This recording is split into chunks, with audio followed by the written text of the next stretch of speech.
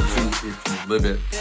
Welcome to a Friday conversation where we're going to talk about the Bhagavad Gita and Krishna in no particular order.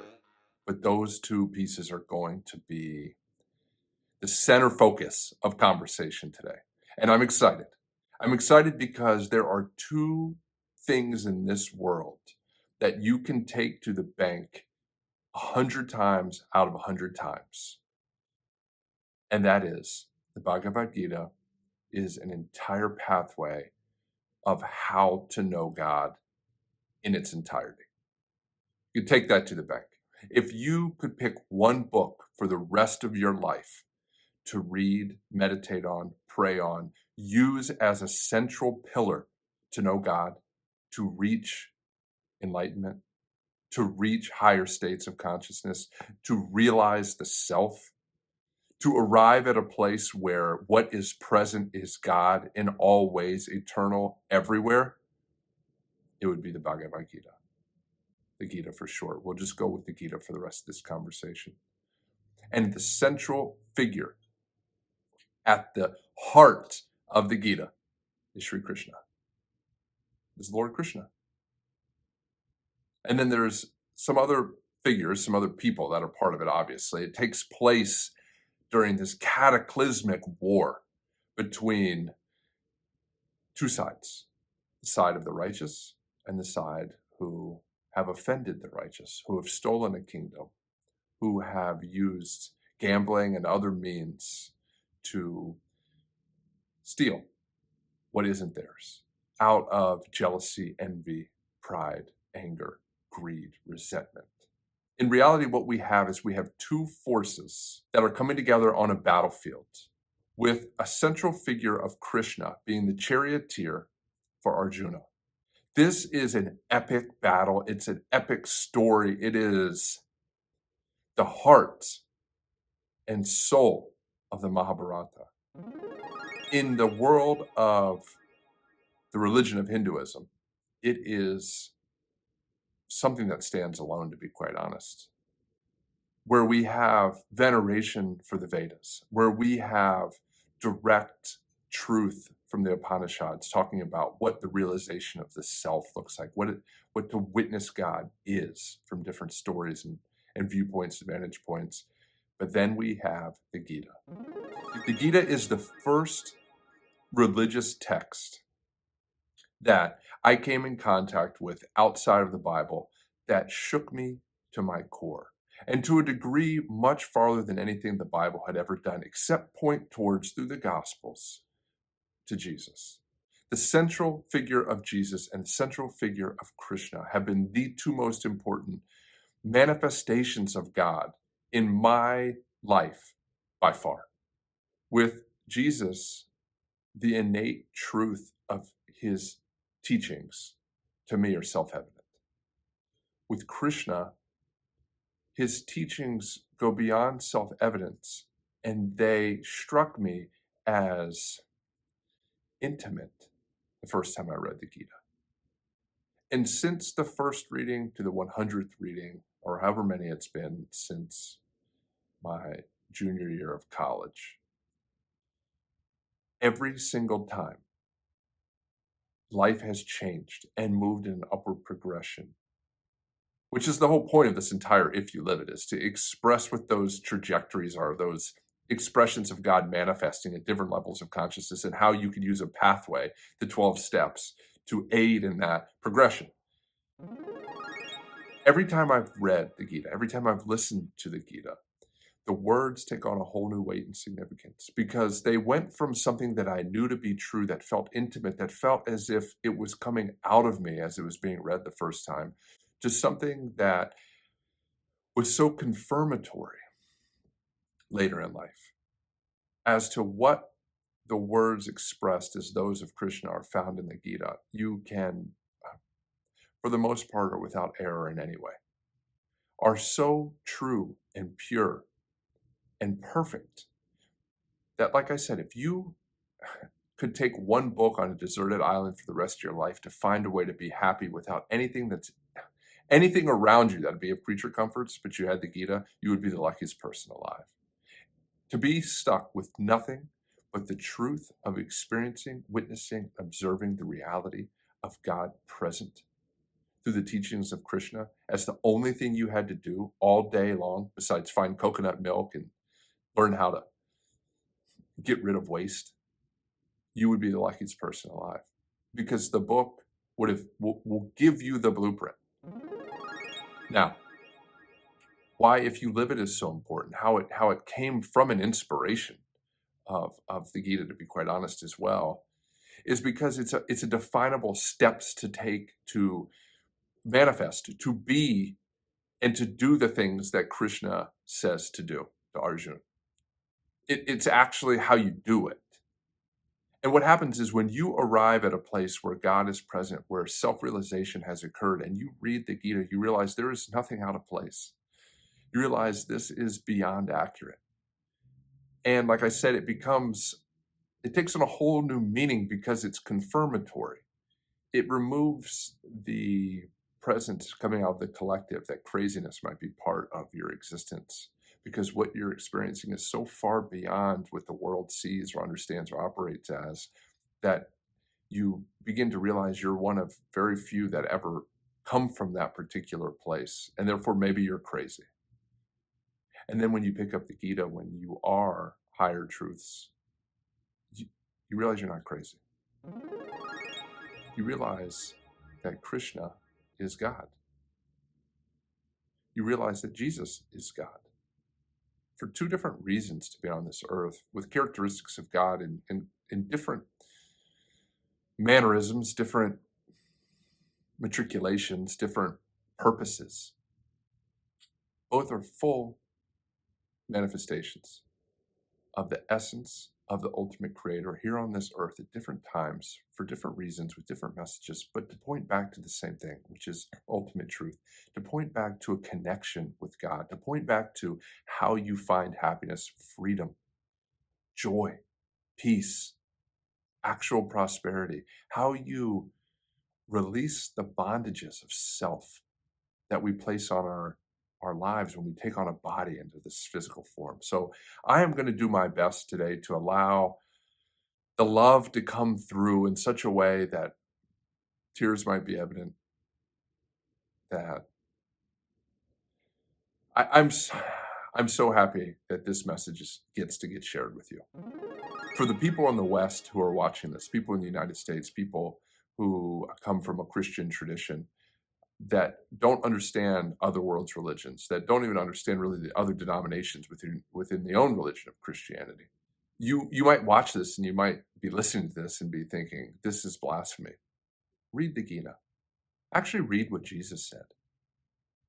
Do a comparative religious text study where you see the same teachings of Krishna appear in the Bible as the same teachings of Jesus. And it's not because Jesus read the Gita and then said these things, right? It's because the ultimate truths that came through and are attributed to Krishna through the Gita are the same ultimate truths that anyone arrives at when they have a realization of God as present and of all things. You will see, and as a matter of fact, this particular book is a great place to start. Right here, okay? This book, we have pulled particular verses from in If You Live It, in Deliberate Devotion, and otherwhere to show, quite honestly, how similar the teachings of the Buddha, of Jesus, of Krishna, and of Lao Tzu are. And they're not similar because they sat around a table and kicked around the same ideas and said, I think we'll all say the same thing. They're similar literally of what we already just said, because when you realize God as present, when you know what you are and what this world actually is, these truths become self-evident. And now at an earlier age, take you a little bit back behind the curtain, in college, I transferred from a school where I had gone to accept a Division I basketball scholarship that had been a dream, that had been what I pursued. And I realized when getting there that it's not actually something I wanted to do. And then, my journey into hell started, however, post that, where it was trying to find a way to talk about God and understand an experience I had had at 20. And going into my junior year, I transferred from a large state school to a small private school. And in that In that transfer, I was now going to have to pay for my own college education. And in doing so, I decided to major in comparative world religions and religious studies because I was searching for answers to how to communicate the reality of God that I experienced within the form of religion and out of a religion that I did not find actually to be one that allowed for me to even speak from within the religion of Christianity. To this day, I would not call myself a Christian. I would call myself beyond thankful for the gift of Jesus. To this day, I would not call myself a Hindu, but I am beyond thankful for the gift of Krishna and the gift of the entire religion of Hinduism and the religion of Christianity. I would not call myself a Buddhist, but I am beyond grateful for the religion of Buddhism and for the teachings of the Buddha. I would not call myself a Taoist, but I am beyond grateful for the teachings that have come from Lao Tzu. I would not call myself a Sikh, but I am beyond grateful for the Sikh religion. Why Guruji ka Khalsa, why Guruji ki Fateh. This life has been one roller coaster ride over another that culminated 8 years ago, as I've talked about in past episodes, where I was ready to kill myself, and then everything changed. And since everything changed, this life has been one nonstop climb to a mountain peak that I've never descended from. The views from that peak have remained. And when we talk about Krishna and we talk about the Gita, I found a translation that I personally like the most, and I'll share that too. Right here. Bam. Eknatheswaran, I think, is the best translation. And not because I've read every single one, but because this man right here came from love when he wrote this. His translation calibrates at a level of love, meaning he came at this with devotion as well. And not every translation comes from a place where the devotee is also the author. So these two books, this particular translation of the Gita, this particular book written by Richard Hooper, Jesus, Buddha, Krishna, and Lao Tzu, the parallel sayings. These two books are essential in your spiritual journey. For those who are coming from India, what I will have to say today may not be anything different than anything you've ever heard before, or maybe it will be the embodiment of everything you're hoping to hear, but haven't yet. I'm not your guru. I'm not your spiritual leader. I'm not here to create followers and have people look to me to provide you answers. I'm here to be an expression of God manifest coming to you, paying homage back to those who have teachings that are worth sharing.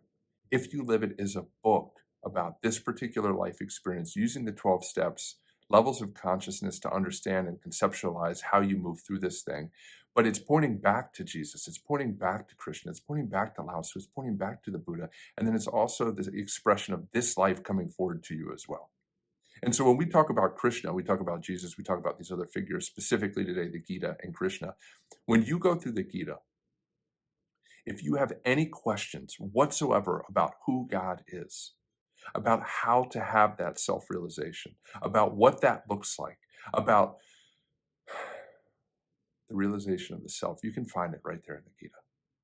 My part to play in this journey is to take these realities and provide a pathway for you to get out of the way and let God speak through this body to you. And so there are two manifestations of God on this earth that I am more thankful for, that they were here before to lay a foundation that is worth pointing back to, with those two figures being Jesus and Krishna.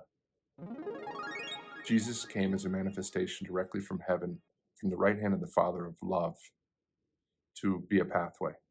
Krishna came as the manifestation of wisdom, to leave an imprint on this world in order for this world to know who God is, to know how to transcend the ego.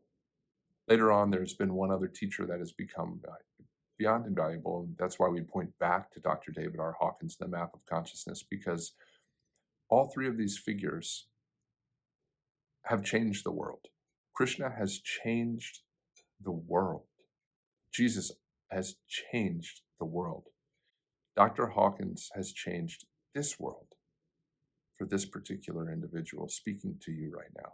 And over time, there's a high likelihood and high probability that many will know about his teachings. Many will know about his map and scale of consciousness. And most likely 200, 300, 500, 1,000 years from now, he will be venerated as well, not alongside Krishna and Jesus, but as someone who was a manifestation of God in this lifetime to reach what Krishna said was possible, and then taught that from a way that has never been expressed other than the way that he's expressed it. And so I come from that tradition. And the reason the Gita spoke so deeply to me, I at the time, at whatever I was, 20, 21, 22, I don't remember what it was, but going into that junior year, why it hit me at the core of what I was. And I didn't have words for it at the time other than what I would say now was an intimacy that felt like it was part of me. It's because I realized that what is before you is the embodiment of the realization of Krishna. What I had been searching for at 21, 22, 23, all the way up until 8 years ago when it became a reality and manifested as a state of consciousness that could understand beyond reading what Krishna said, but could relate to the words intrinsically to what Krishna said. Who I am today is someone who does not leave a footprint on the world on purpose, but who lovingly points back to these individuals as manifestations of God who I am in the lineage of. I'm not Jesus, I'm not Krishna, I'm obviously not Dr. Hawkins. But when you know who Krishna is, and you have the experience of God that's present today, and part of your karmic agreement for being here is to share in that lineage, you understand that the aspects of God that manifested in Jesus and love, that manifested in Krishna as wisdom, and many more things, but we'll just stay with wisdom for right now, comes through those who dare to surrender the world over in its entirety, to reach a point where you realize you are Krishna, where you realize you are Jesus, because all is one, all is God. There is no this or that singular person. We're all aspects of the same thing that is Krishna. Krishna had no barrier between awareness and past lifetimes, and beginnings and ends and non-beginnings of all things. Same with Jesus. Jesus had to teach slightly differently, well, quite differently actually, because where he was born, where he manifested, where he came in was not conducive to truths having to do with transcending the ego. But if you read the Gospels, if you go back through Christianity, all the way to what's attributed to Jesus, you realize it's a pathway of freedom, that the gift of Jesus is not bound by what Christianity has defined as salvation once you leave here. It's literally sponsored by realizing and witnessing salvation while here. And what is salvation? It's the same thing Krishna talks about. It's the self-realization. It's knowing God. It's knowing what you are. It's putting past the veil of forgetting your past lifetimes and realizing you've always done this, you will always do this, and you will always be part of what does this next. It's all one thing happening simultaneously, constantly. There is no greater religious text for knowing the reality of God than the Gita. There is no greater religious text from knowing what love looks like for the world than the Gospels. But they're not competing. They're not one is right and one is wrong. They're symbiotic. They're together. They're beautiful. They're read in unison. It will blow your mind if you do something as simple as just find this book. For no other reason other than he has done a very good job of putting into page by page topics the similar teachings of Jesus and Krishna. And along with reading the Gita, and reading that particular book, which both came from the first semester of a comparative world religion class, my eyes were forever open to the fact that there are more similarities than there are differences. There is more to this life. There are more to the steps we take. There are more to the relationships we have. There are more to the decisions that will be made, the choices that are present, that are similar, than are different at all. And that's what pushed and started pulling this soul. The Gita started pulling this body towards the realization of self. And that's where the intimacy came from. Because as I continued to read the Gita and as life continued to change, now as I was saying, it's more confirmatory, but before it was confirmatory, it was almost ushering me into exclaiming out loud that what I was here to do was not to try and fit into a religion, but to find God. And if you're watching this video, it's because you desire to know God. Krishna, I love you. Jesus, I love you. Gita, I'm thankful for you. Gospels, I'm thankful for you. Richard Hooper, I'm thankful for you. Eknatheswaran, I'm thankful for you. You watching this, I'm thankful for you. If you haven't read the Gita and you're a Christian, it's not sacrilegious, it's not blasphemy to understand that where Jesus came from, also Krishna came from. It's not heresy to read a text that is how to know who God is manifest. You miss out on the beauty of this world by limiting yourself to believing that there is only one pathway, one decision, and anything else is the devil. For those practicing Hindus, for those who already know and love Krishna, and you don't know Jesus, get to know Jesus. It's the same thing. Different language to different group at a different time for slightly different reason. But they are both God in human form, here to forever change the world. Forever change the world. As long as there is mankind, there will be the Gita. As long as there is mankind, there will be the Gospels. As long as there is mankind, there will be reincarnations of truth, manifestations on this earth of God here to be truth. So evil can't hide, so that a light is shown on it. I'm here to be a light, to be a teacher, to hopefully have the opportunity to do nothing but this and move around the globe, using If You Live It as a mechanism to help teach you how to have your own experience with Krishna as beyond something that's part of religion, that goes all the way into confirmatory. I'm here in the West because of the freedom it provides at this time, in this body, to be this style of a preacher, to point to Jesus as Savior and brother, to point to Krishna as Lord and friend. It is not blasphemy to look at the teachings of the Christ and to look at the teachings of Sri Krishna and realize their authenticity based on who you are now. I am beyond honored to even have this little bit of time to share a truth with you that has come through me for you, that is based in truth, experience, not on what someone else said. Some of these videos in the future, we are going to be pulling out verses and breaking apart what it is Krishna said, what it is Jesus said, what it is Lao Tzu said, what it is the Buddha said. But right now, I wanted those who watch this, who hear this, to have an opportunity to know who Krishna is, even in this little bit of time. And we could go on for hours having this conversation, but we're going to leave it here. And we're going to pick it back up when we start breaking into the truth that is represented in the Gita at later videos.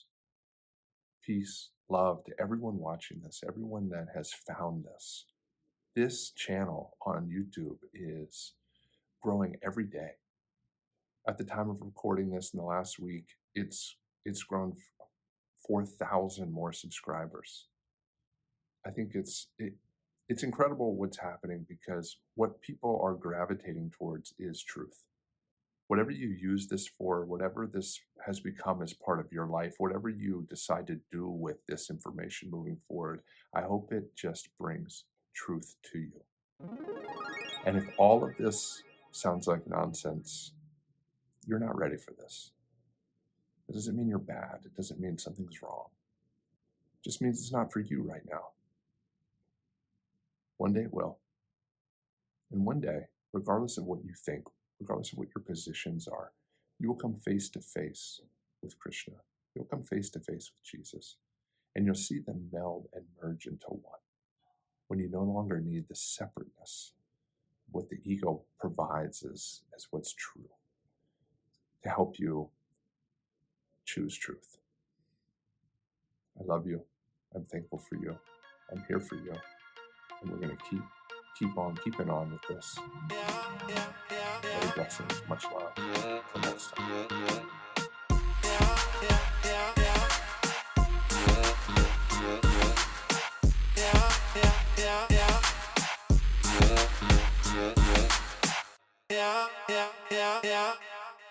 Yeah.